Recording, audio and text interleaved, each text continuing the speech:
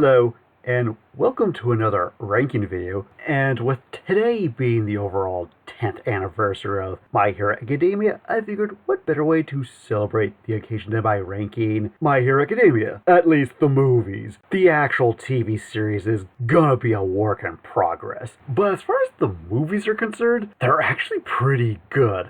Better than most anime franchises such as Naruto or Bleach that get movies that are usually glorified theatrical filler that are just made into cash-in on the franchise. Whereas the My Hero Academia movies, on the other hand, are movies that are semi-canon with the TV series. And it actually feels like there was a lot more effort put into the movies, which is why I actually think they're better than most anime series that get movies, and in some ways could potentially be the last of their kind, in that sense where, unlike a lot of these popular anime like Dragon Ball Z or Naruto that get movies that are non-canon, theatrical exclusive filler, a lot of anime now that do get movies are going more the Violet Evergarden or Demon Slayer route, where they're opting to adapt pre-existing canon material from the manga in a movie format. Make the My Hero Academia movies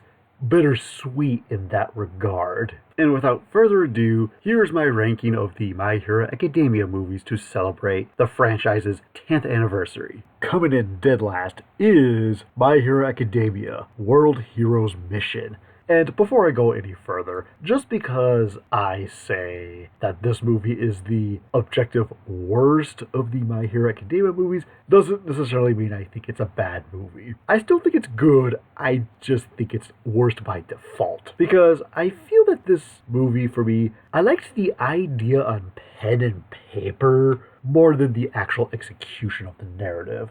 Which is a shame because this movie was clearly inspired by the classic X-Men story, God Loves, Man Kills, where you have this religious ideological cult whose purpose is to eradicate all of mutant kind. And within the context of the film, we get introduction of a religious cult known as Humorize, who have nothing to do with the League of Villains. Not only that, but I do like how they take a minor plot point from the main series, that being the Doomsday Quirk theory, and made it a major plot point for this movie. And I did think one of the villains that was introduced in this, being the woman with the bow and arrow quirk, I thought was a cool addition. And conceptually, I do like how there's a more globe-trotting aspect to this movie, and I do like how, within the context of the movie, the stakes are raised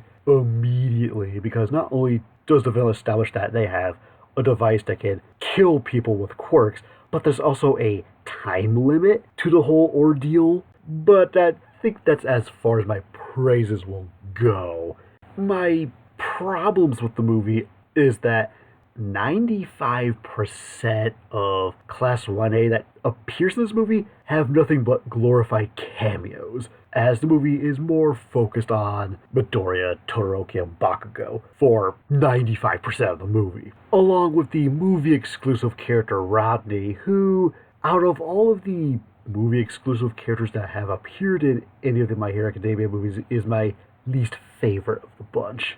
Second, I thought the main villain of the movie, Fleckturn, was pretty lame in regards to design and quirk, because I feel like what the filmmakers should have done was have the main central villain be a dark parallel to Midoriya, in that sense where maybe he was a human who was born quirkless, who also wanted to be a hero.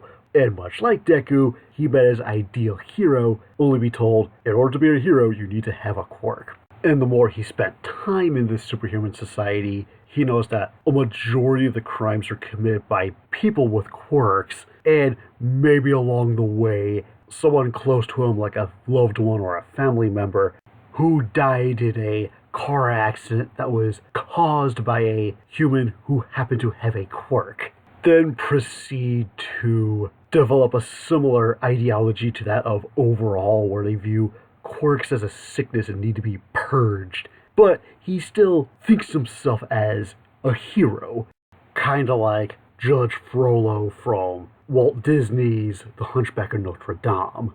And unlike Midoriya, who gained his quirk through All Might, he decides to utilize his intellect and engineering skills to become this Iron Man, Doctor Doom type villain. Because originally when I saw the main theatrical posters of this movie, near the bottom of the poster, this is the first time we ever see a glimpse of what our main villain of the movie was going to look like. And at first, I originally thought it was a man wearing like an iron mask. And hearing that the main villain wants to eradicate the world of quirks, I assumed he was going to be a quirkless human, which would have been refreshing and different, not just within the context of the My Hero Academia movies, but within the entire franchise as a whole. Instead, we get a villain who kind of looks like Zigzag from Thief and the Cobbler, whose main ability is to just reflect things. Not only that, but going back to the henchwoman with the bow and arrow quirk, I wish she stayed throughout the entire movie, because I actually thought she was an awesome addition. Too bad halfway through the movie she just disappears.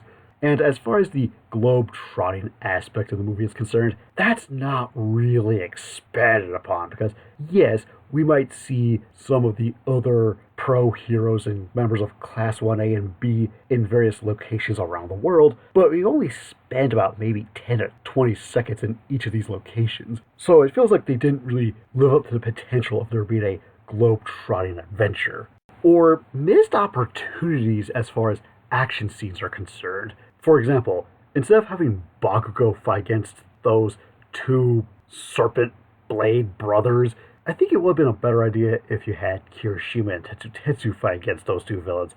Really? I would have liked to have seen both members of Class 1A and Class 1B working together to fight against the threat that is Humorize. Honestly, I could keep going, but I think you get my point. Now, as for the next two movies, I wasn't entirely sure how to rank them because I put these two movies on par with each other, and depending on my mood, I could honestly go back and forth between the two, since I do find them to be very interchangeable. But I ultimately went with which movie did I think had the better villain, and here's how I rank these two movies. Because coming in third place is My Hero Academia, Two Heroes, the one that started it all. And I'm not gonna lie, the first time I saw this movie, I was a little disappointed with it at first. Because initially, when it first started, I thought it was going to be more about the exploration behind All Might during his time in America. And I thought that within the context of the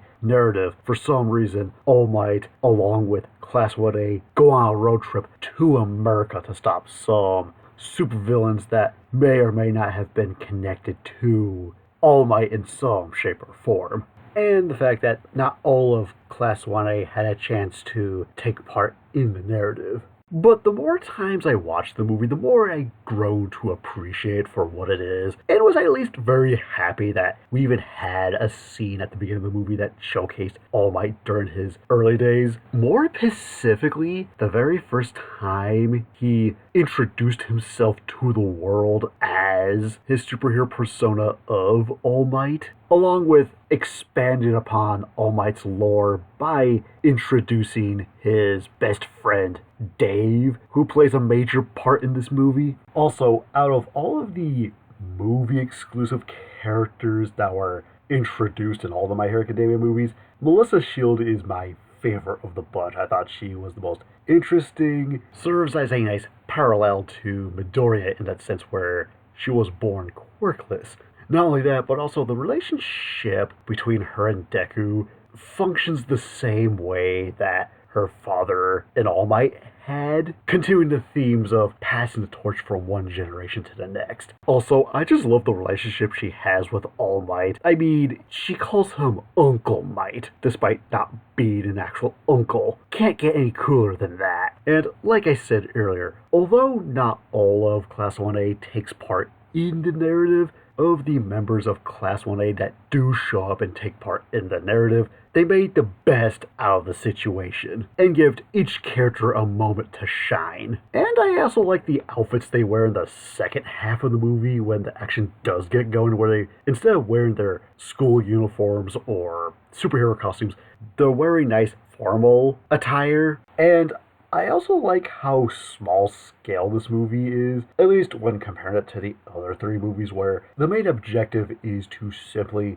reset the systems and take control of the island back from the bad guys. I also like the world building aspect in relation to Island, in that sense where here's this floating island that moves from place to place that houses all of the world's smartest scientists and engineers who develop technology to help out the pro heroes from around the world, while also having attractions that allow regular civilians to attend, which I thought was really cool, while also possessing technology that's on par with the Tartarus prison from the main series. I thought was a really cool concept. And I also like how this movie took an unused idea that originally was supposed to happen in the My Hero Academia manga, but Horikoshi just didn't have the time to incorporate it into the narrative. That being a point in time where Midoriya and All Might would team up to fight against a villain, and we get that during this movie's climax where we see the two of them team up to fight against Wolf Arm.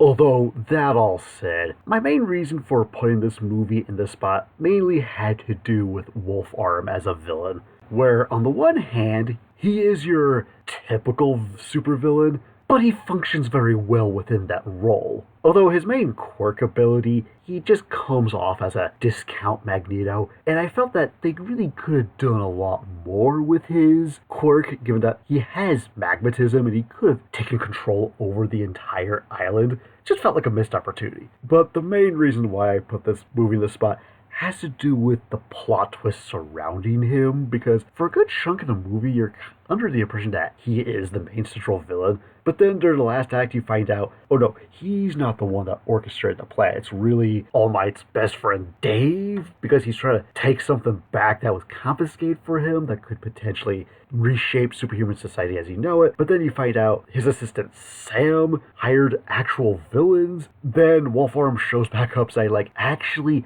I'm the real bad guy here. And then you find out that All for One somehow had a hand in all of this. It just got a little convoluted after a while.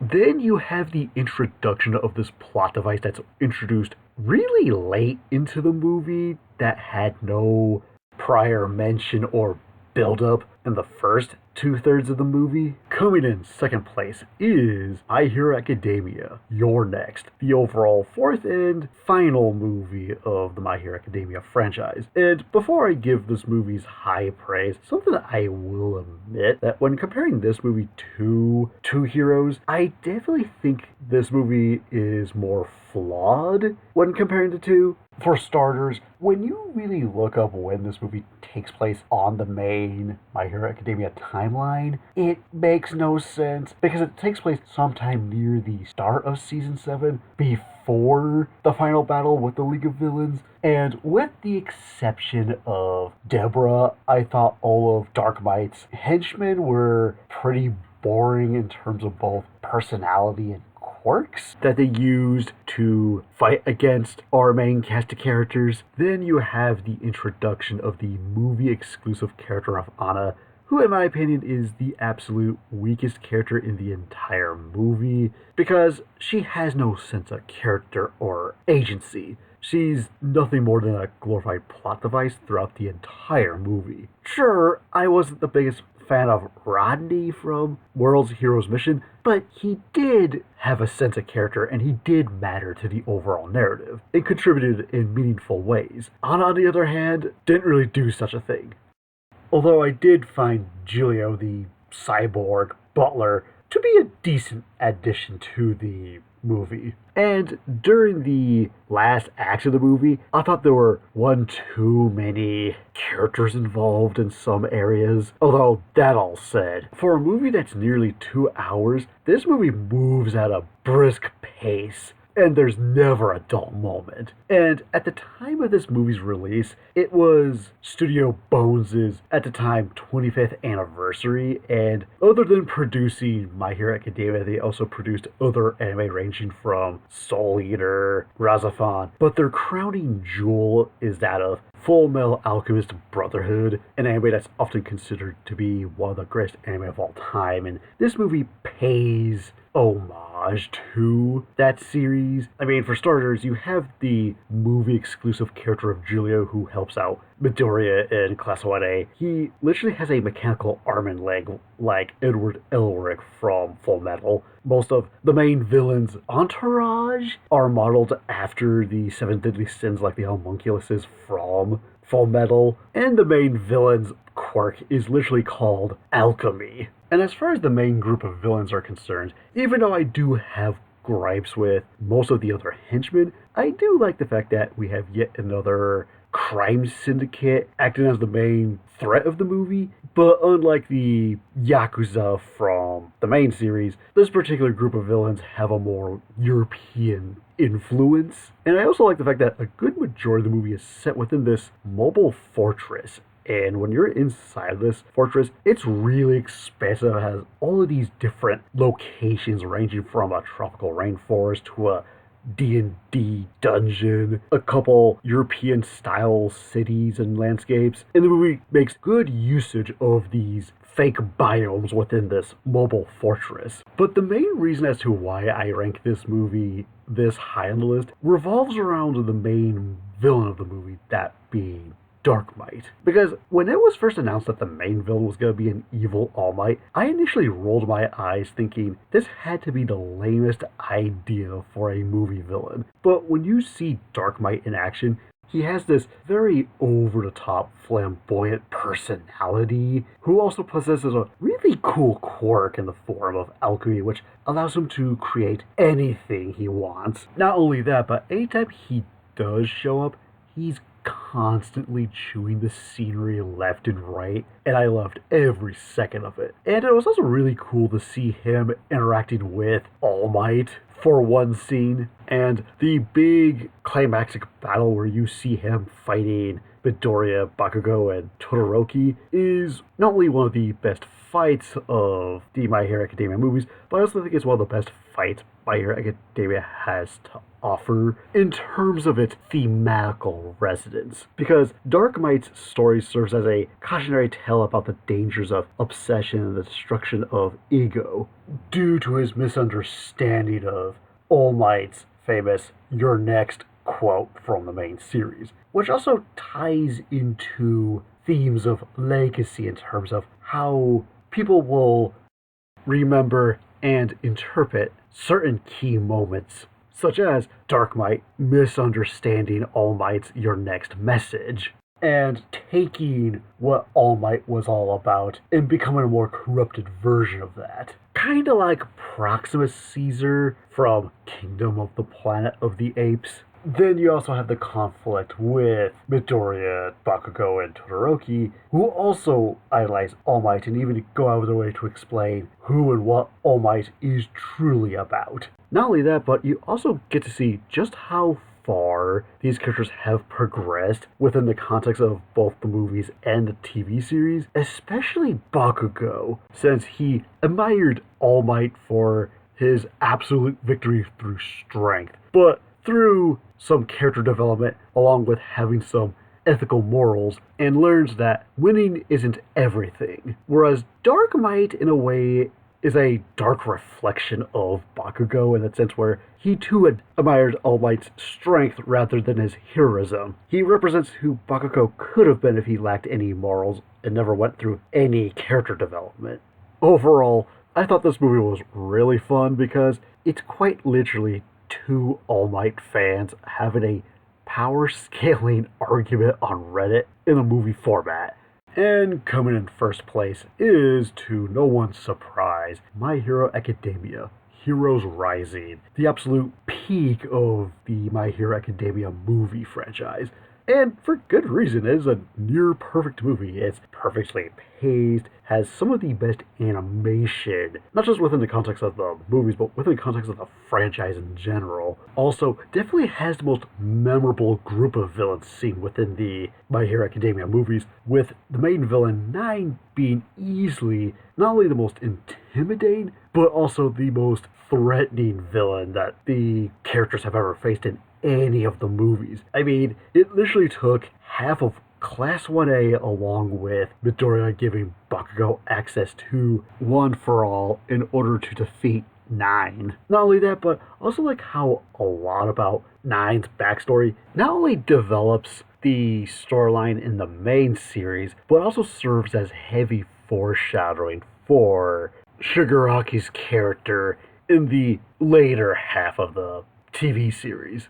This movie also definitely has the most memorable action scenes that occur in any of the My Hero Academia movies in general. Because unlike some of the other movies or even the TV series, you always have members of Class 1A teaming up with a pro hero in some shape or form. This here, within the context of the story, it's just Class 1A dealing with the villains. There are no pro heroes in sight. So the stakes are raised immediately, really cementing the sense of danger Class 1A is in. Not only that, but this also has one of the best climaxes to any of these movies, where you have Midoriya giving Bakugo One for All and having the two of them use two One for Alls in order to defeat Nine.